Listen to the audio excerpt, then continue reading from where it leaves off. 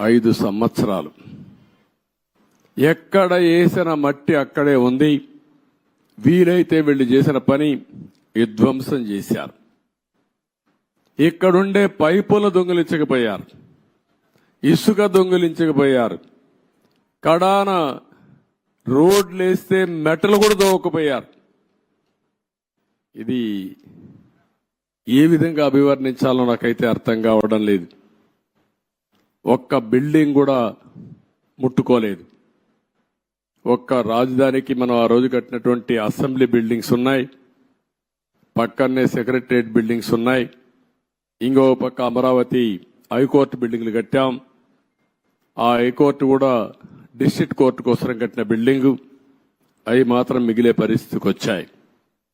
ఈ యొక్క రాజధాని మనం చూస్తే దగ్గర ఈరోజు నేను అన్ని తిరిగిన తర్వాత ఇప్పుడే నాకు అర్థమైంది ఏంటంటే ఏం చేయాలని అర్థం కాని పరిస్థితి.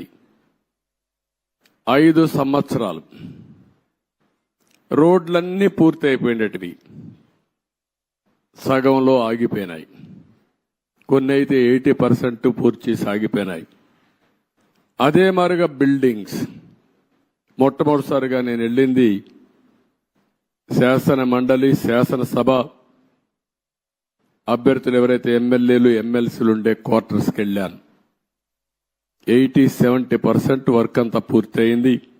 మిగిలినటి ఎక్కడ వేసిన గొంగళ అక్కడే మిగిలిపోయింది. ఆ తర్వాత పక్కనుండే ఐఏఎస్ ఆఫీసర్స్, జూనియర్ ఆఫీసర్స్ యొక్క క్వార్టర్స్ చూశాను. అవి కూడా అక్కడే ఉన్నాయి. 70-80% పూర్తి అయింది. పక్కనుండే సెక్రటరీస్, అదే మాదిరిగా ప్రిన్సిపల్ సెక్రటరీస్ బిల్డింగ్లన్నీ ఉన్నాయి. అవన్నీ కూడా తుమ్మ చెట్లు మొత్తం మొలిచిపోయి ఇవన్నీ కమ్ముకుపోయే పరిస్థితి వచ్చింది. పక్కనే హైకోర్టు వస్తుంది.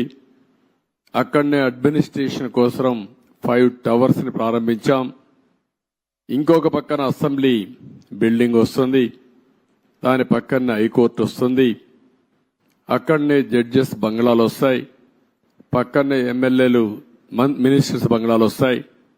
దాని తర్వాత గెజిటెడ్ ఆఫీసర్స్ 1 గాని 2 గాని నాన్ గెజిటెడ్ ఆఫీసర్స్ యొక్క క్వార్టర్స్ వస్తాయి. ఇవన్నీ కూడా ఎక్కడికక్కడ నిలిచిపోయినాయి.